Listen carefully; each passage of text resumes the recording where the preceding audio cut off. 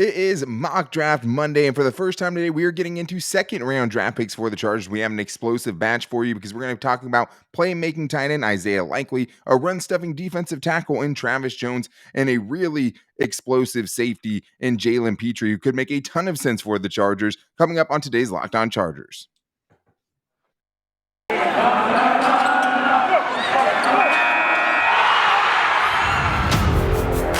You are Locked On Chargers, your daily podcast on the Los Angeles Chargers, part of the Locked On Podcast Network, your team every day.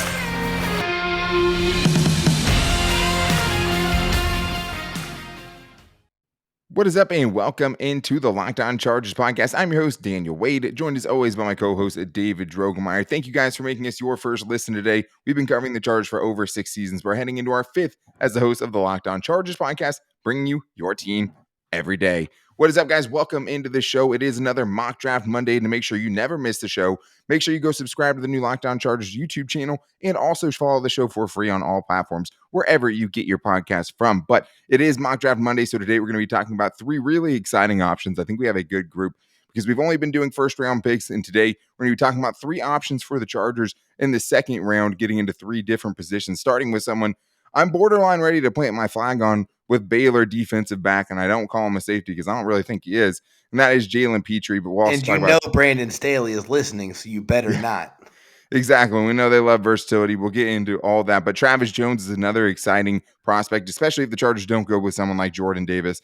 In the second round, you have an option there. That's exciting. And then a tight end, right? Because we know that the Chargers need a tight end with Jared Cook probably not coming back, and some uncertainty with Donald Parham and some of those guys as well, and Trey McKitty and his development and all that. We're going to get into all of that on today's show. But today's episode is brought to you by BetOnline. BetOnline has you covered this season with more props, odds, and lines than ever before. BetOnline, where the game starts.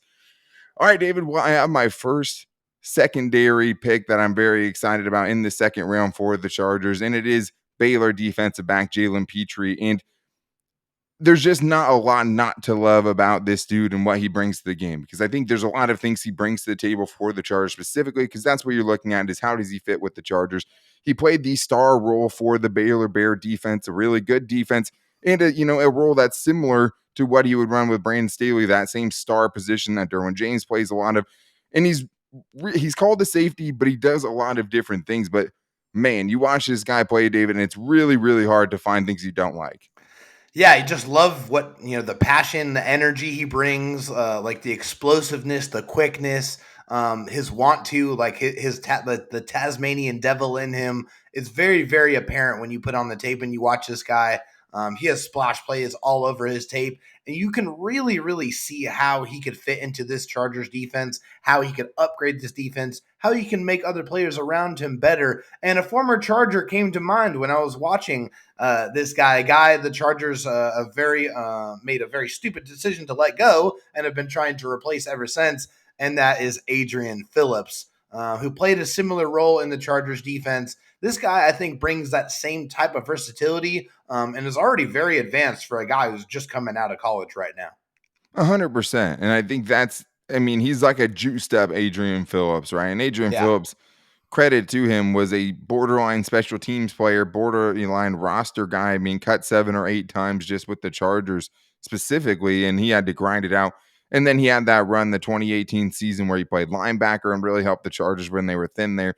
And he ended up becoming an invaluable part of the defense, and now is that for the Patriots. But I do see that because this guy helps you in a lot of ways, because there's a lot of things he does well. He's a great blitzer. You know what I mean? The PFF had him with the most pressures ever by a defensive back in a single season, 25 pressures in 2021 since they started tracking it in 2014. He is a Tasmanian devil off the edge. He straight up played outside linebacker for them, but we know the Chargers like to do their corner blitzes, especially with their slot cornerback, especially from the star position, as they call it, because that's what this guy is. This is what the fit would be. He would be your nickel corner. I think the argument is the same to a lot of what you see with like Tyrann Mathieu, why he would make sense, even though the Chargers don't really need another safety. This guy can be a dime linebacker. He can be your slot corner. He showed a lot of the coverage ability you didn't see in the regular season at the Senior Bowl when he was put out on an island against a group of really talented wide receivers and held up very well. And he's a dominant run defender. You have him off the edge. He comes, great run blitzer, can tackle guys from behind all day long. 18 and a half tackles for loss, according to Pro Football Reference. Like, that's Say it again, crazy. Daniel. 18 and a half tackles for loss for Woo! a guy who's considered a defensive back.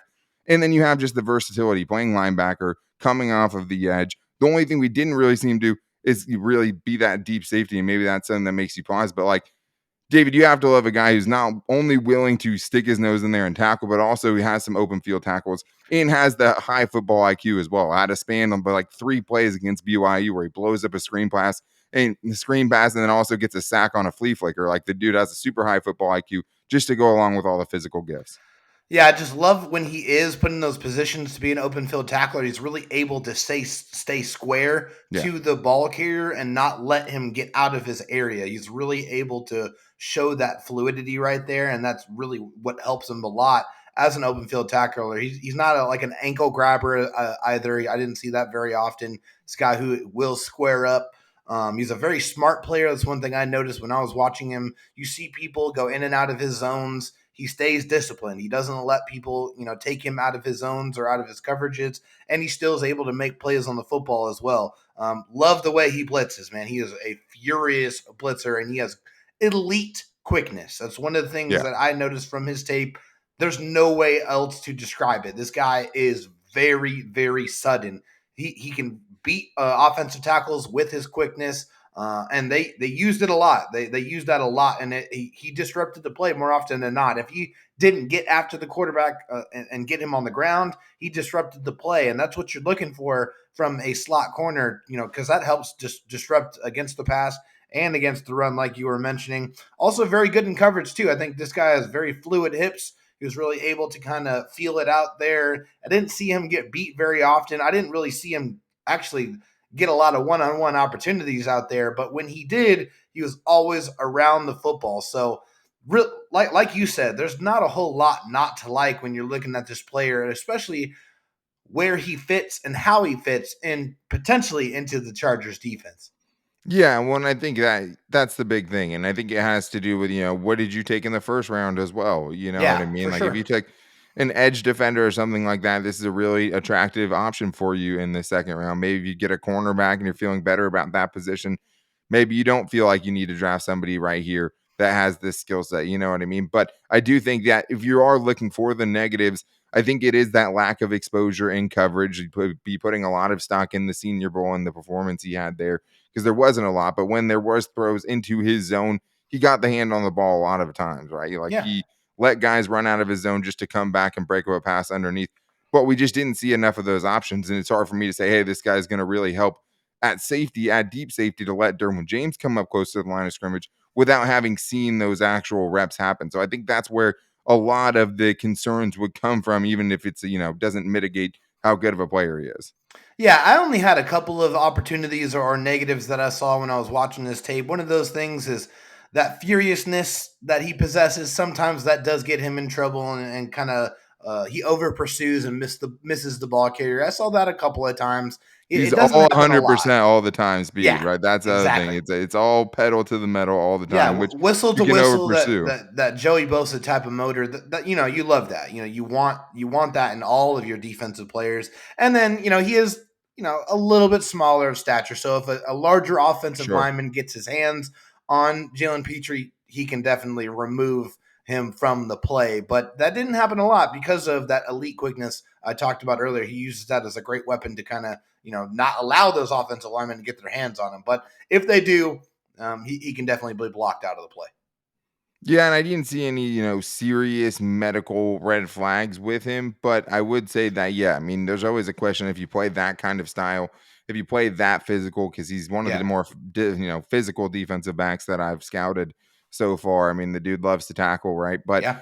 I think there are going to always be questions when you play that recklessly, going up against bigger dudes at the NFL level. But I mean, it's hard not to like this guy. You can see how he would make an impact. You can see the fit with the Chargers and how he helps you right now in the 2022 season. I think that's what makes him so attractive in the second round on day 2, finding a guy who's going to help you right away. And I think there's another guy in Travis Jones, right, that could help you right away as well, just with his physical presence, adding more girth to that Chargers defensive line, because they could be losing some girth with Limbaugh Joseph, Justin Jones potentially. And I know Travis Jones is a guy a lot of people have been really excited about during this whole process. So if you want a guy that's going to stuff ball carriers like I stuff Built Bars into my mouth, Travis Jones is a way to go there. But Built Bars are the best protein bars out there, and that's why I love them, especially on the diet that I'm on right now.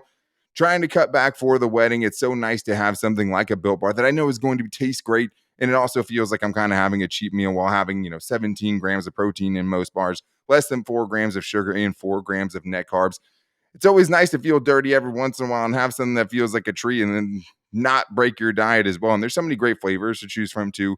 Cookies and cream, peanut butter brownie, salted caramel, coconut almond. I mean, there's so many great variety kind of picks that you guys can always change things up. You're not going to get bored, and you can get a mix box so you can find your favorite flavor, the one that you want to keep getting over and over again. I mean, that's what I love about Built Bar. Give me the variety. Give me something that tastes great, 100% covered in chocolate, soft and easy to chew. Not going to get the waxy, chalky protein bars you might be accustomed to. Change your life. Find a Built Bar and save some money on it. Since you listen to this show, if you go to built.com, you can save 15% with the promo code LOCKED15. That's promo code LOCKED15, all caps, one word, to save 15% off your order at built.com. All right, David. Well, now it's time to talk about somebody who would help the Chargers in the trenches, and that is defensive tackle from Uconn, Travis Jones. And he was a little bit of a tough study because, first of all, Uconn opted out of the 2020 season. So this dude came into this year after having to take a whole year off that wasn't planned, right? I mean, he didn't decide to opt out. The entire program opted out. And their football team looked like it. It was an atrocious football team.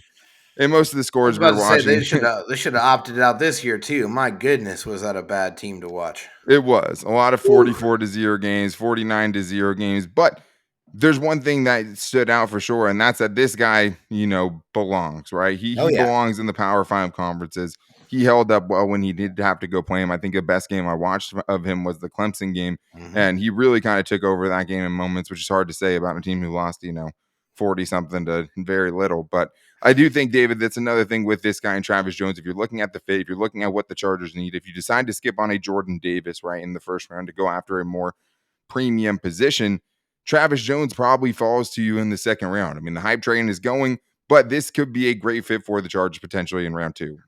Well, one of my biggest issues with Jordan Davis was that after watching his tape, to me it was clear that he was a two-down player. He's a guy that was going to eat things up on first and second down, and a guy you'd really honestly would be beneficial to take off the field on third downs or in those obvious pass rush situations because he doesn't give you a whole lot as a pass rusher as of right now. Travis Jones, I would say, is similar in that respect. This is a gigantic man, 6'4" and 3/8", I believe, is what you said when we were talking about how he was measured at the Senior Bowl. Yeah. 326 pounds. He's a large human, and the Chargers are going to need to add some more young, large humans to that defensive line, especially for what he does. He's extremely powerful. The NFL strength is there, no question about it. This is a guy who can push people out of the way. He is disruptive. He does have that relentless motor that you are looking for, that you want. You need that high effort, high energy type of player. And this is a guy who is going to do a lot of the dirty work, has done a lot of the dirty work, and he's used to it, and he's good at it. And you need that. He's not a big stats guy. He's not going to bring all the sexy sacks or the tackles for loss. But what you're bringing him in to do is to consistently be a menace against the run, and he absolutely can do that. Yeah, he helps you right away on early downs. I mean, he brings you a presence in the middle that the Chargers need a lot more of, and I think there needs to be, a lot different and a lot more at that position in 2022 for the Chargers. Get some fresh looks in there, and I think this is a guy that would come in and help you because it's another guy where you're also looking at what he did at the Senior Bowl too. This is where his stock really rose up. The Chargers probably could have had him for a third, maybe a fourth round pick before the Senior Bowl. But the one thing that you got to see at the Senior Bowl that maybe you didn't see littered through his tape was just pure dominance, was just being a bully and just manhandling the dude in front of you. And in the NFL, that's not always going to work, right? But when you look at his tape, there's certain things that are backed up by his performance at the Senior Bowl. And one of those things is just the dude doesn't move backwards. He's not the best penetrator. He's not going to constantly make plays in the backfield. but he's also going to take double teams head on and eat them and not move and free up other dudes to go make the tackle and not giving ground. I mean, that's one of the hardest things to watch That's from the really, Chargers. really, really beneficial too. Yeah, Really exactly. I beneficial. mean, look at the goal line stand he had against Clemson, right? Where he Mhm. gets in, forces a fumble on the 1 yard line, gets a stop, even with the team getting absolutely hammered in the game. And late in the game, he still cared, Well, and still went through. that's going to see that really speaks to his character too. Sure. It's like, when everything else is burning around you, he's still there giving his 100%. And I think that's really important to document, especially on a team that was one of the worst in college football. Truly. I mean, and I think the thing is as a pass rusher, you can't really ask.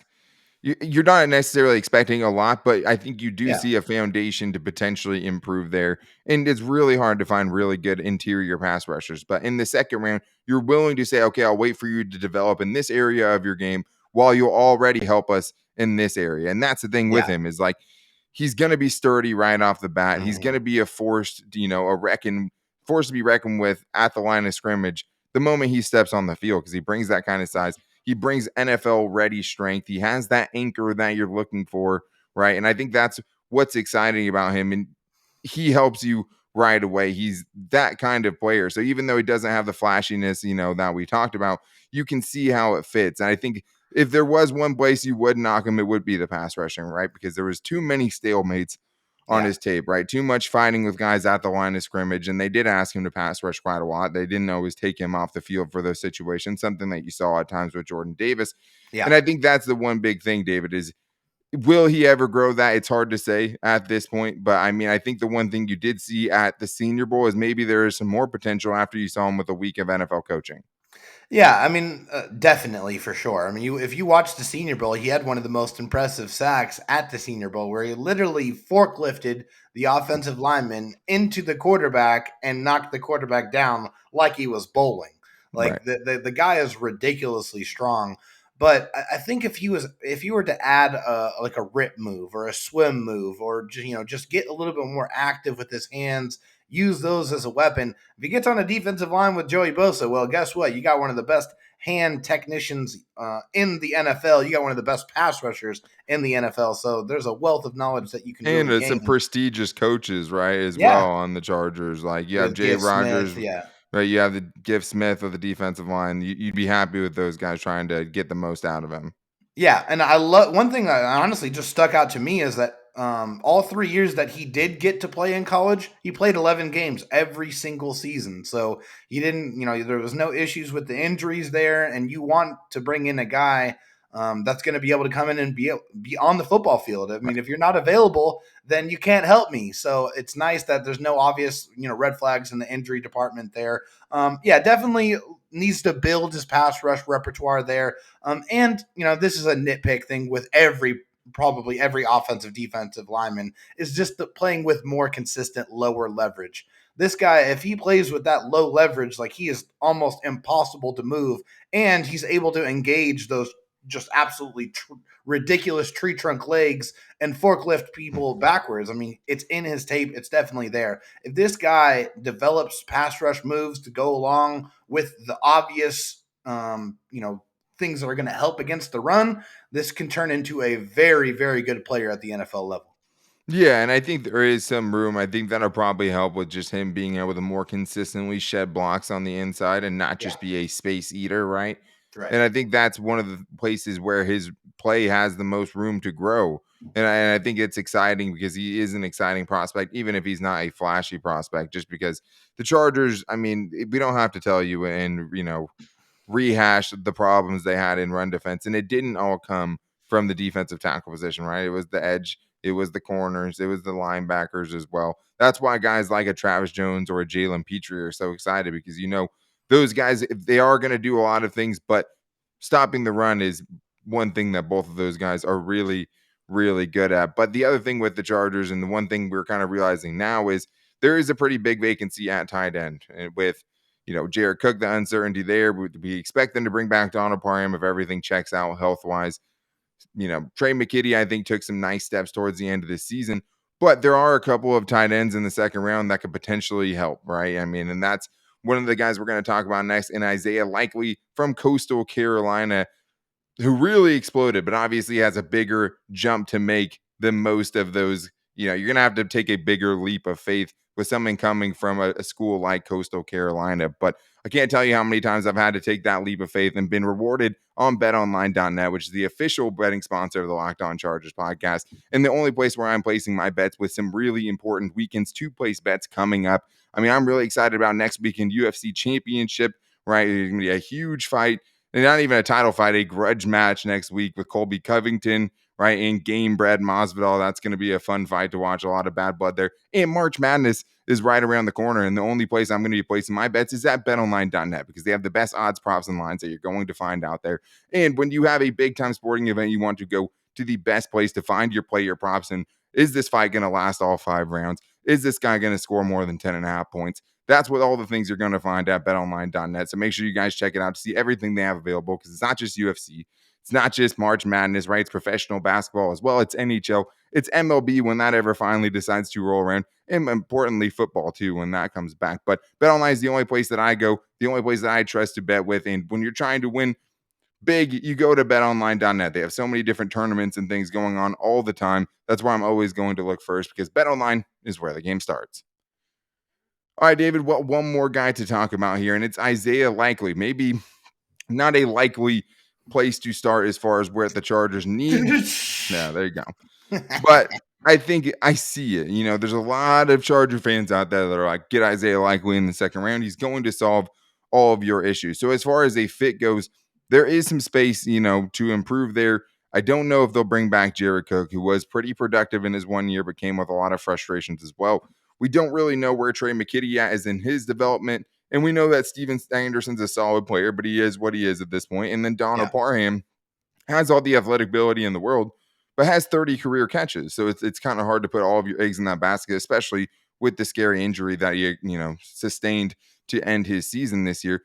Now enter Isaiah Likely, a very, very exciting player, a player that had a lot of splashy plays, even though he doesn't always seem like he's just, faster than everybody else or stronger than everybody else. The one thing is, though, David, is he's very, very smooth. Definitely. There's no question about that. You can't put his tape on and not notice that, especially in the open field. This guy, he doesn't have that quick twitch, explosive twitch, but he has that smooth wiggle. This is the way I like to put it. He's a guy who is really able to just manipulate and really, he sets up his moves to get extra yards after the catch. That's very, very clear to me. There's a little Antonio Gates to how he gets, his yards after the catch, because Antonio Gates was never really running away from people. He was like, the old man giving you the moves on the basketball court, and when you're right behind him, and all of a sudden you're not. It's kind of that kind of thing to him. Yeah, it's that that subtle quickness that you're gonna see. Savvy. Yeah, that's savvy for sure. You definitely see that when you're watching him. They moved him all over the formation. They put him at fullback, they put him in line, they put him out wide, they put him in the slot. They really put him all over the place. They were really trying to kind of, change his spot, make the defense kind of find him because he was a large portion of their offense, especially in his senior year where he put up big time, and I mean big time numbers, 59 receptions, 912 receiving yards, 12 touchdowns, and that was good for 15.5 yards per reception. The dude went crazy. And of course, we're looking at Coastal Carolina, right? So we have to keep that in mind, the level of competition that he was at. But you saw, just from his freshman year to his senior year, his stats improved year over year. He clearly got better throughout his college career. Yeah, it's going to be interesting to see how he tests. He reminds me a little bit of Brevin Jordan last year coming out of Miami, where it does seem like it's an underrated athleticism. So I'm wondering if the numbers are going to be eye-popping, and that is the nice thing with all three of these guys. They all will be going through the combine right later this week. So that is going to be nice to see if they check those boxes physically, right, and what that does to their stock. Exactly. But it is like an under a subtle wiggle. But the dude has a ton of big plays. I mean, even this year, Arkansas State game, 8 catches, 232 yards. 99-yard touchdown. 40, 4 touchdowns in one game, including a 99-yard touchdown. And then the season before against Arkansas State, he had a 72-yard touchdown, right, where you're seeing him get to top speed and pull away from people. I don't think he's going to do that at the NFL level. I don't know if he has that kind of top end speed, so that's going to be interesting to see how that translates. But the nice thing is, though, is like he runs a very nuanced route tree. He's not explosive out of his breaks, but like he does a really good job of not letting people get their hands on him at the top of his route to gain that separation. He does become a body catcher sometimes. That is one thing where I would like to see him be more of a hands catcher on a consistent basis. But I do like what I've seen. I mean, no fear to go over the middle and make a catch.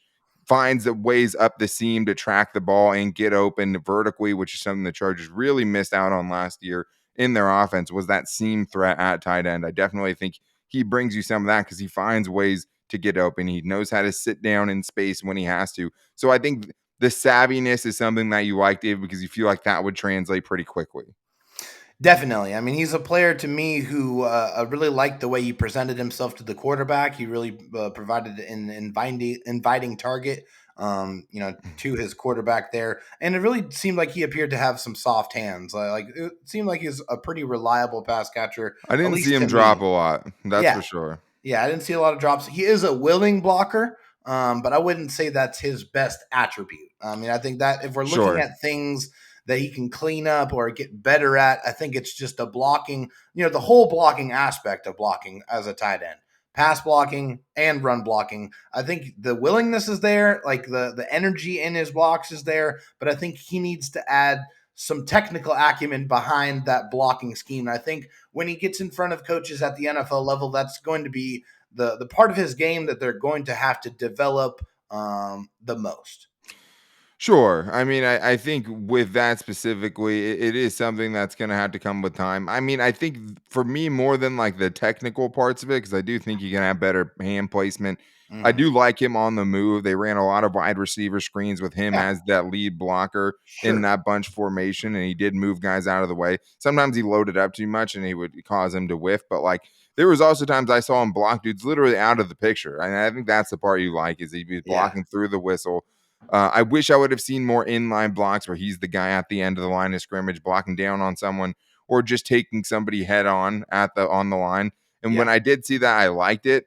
But I mean, I think it just the strength would be the biggest problem. Like, can he keep up with the strength of guys at the NFL level when they're going to try to run through you? Can you hold up in that situation? And I don't know if he can, but the nice thing for the Chargers specifically is like you could use him in some of those blocking situations. I mean, he's already a better blocker than Donald Parham, so that's the nice thing. He obviously has the intensity low and the bar. will to, which is nice, right? And you can get away with him blocking in certain situations, I think, Yeah. right away. But having him be in that H back position so much where we didn't see a ton of that from the Chargers when they did, it was a lot of Steven Anderson. Hmm. But you have Trey McKitty, who's been brought in to be that blocking tight end as well. So Definitely. I do think he brings something to that tight end room that they don't have right now. I think the biggest question is, David, with the needs that the Chargers have, after spending a third round pick on Trey McKitty last year, will they be willing to spend a second round pick this year on someone like Isaiah Likely? Yeah, I mean, I think you can see how this player would fit into the Chargers offense and how he could Sure. definitely, how he could benefit and how he could help the team. But I just think, looking at all of the more serious, more pressing needs on the defensive side of the ball, I don't know how wise it would be for them to take a tight end in the second round. Now, obviously, all of this could be completely changed by what the Chargers decide to do in free agency, Of and course. we acknowledge that, right? But just But as we are far, seeing the prices of guys in free agency, and hearing rumors that David Njoku now is going to be tens of millions of dollars, which is like, okay, well, maybe a draft option seems a little bit more attractive now, right? yeah, yeah, for sure. So I mean, just given all of the factors, but just looking at the Chargers and looking at the layers of issues that they have, especially on defense, I don't know if the Chargers are in a position to take, what to me is more of a luxury pick at tight end in the second round. And as much it has to do with free agency too, right? Like if the Chargers go offensive tackle, let's say in the first round, like are you going to spend your top two picks on offense with all the You needs can, like yeah, even if you bring in some pricey defensive players, like there's probably not enough money in the world to fix all of their problems, obviously, right, on the defense. And last year we saw them spend three of their top four picks on offensive players. So we feel like this year maybe this is when they try to add some defensive, players at the top of the draft. And maybe you try to find a tight end in the third or the fourth round that can come in and be serviceable, right? Maybe doesn't have the upside, but a cheap contract that you can get something out of a diamond in the rough or something along those lines. Maybe that's what they feel more comfortable with. So we'll see what each position group and the depth of it looks like once we get to that point.